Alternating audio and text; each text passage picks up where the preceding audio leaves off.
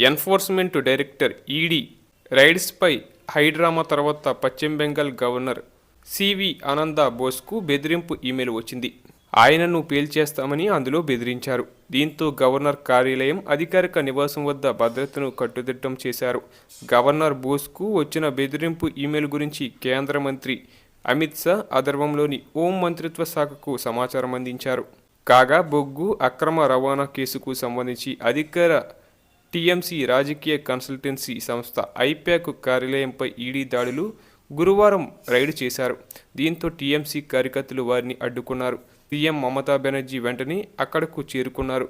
ఆమె పార్టీకి సంబంధించిన కీలక ఫైళ్లను తీసుకెళ్లారు.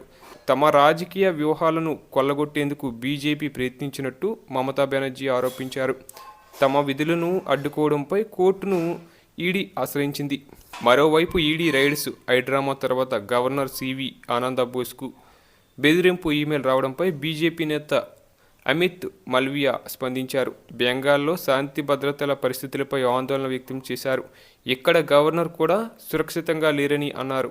బొగ్గు అక్రమ రవాణా, మనీ లాండరింగ్ ఆరోపణలు ఎదుర్కొంటున్న ఒక ప్రైవేటు సంస్థను రక్షించడానికి సీఎం మమతా బెనర్జీ ప్రయత్నిస్తున్నారని, నేరారోపణల ఫైళ్లను లాక్కోవడంలో ఆమె బిజీగా ఉన్నారని మండిపడ్డారు.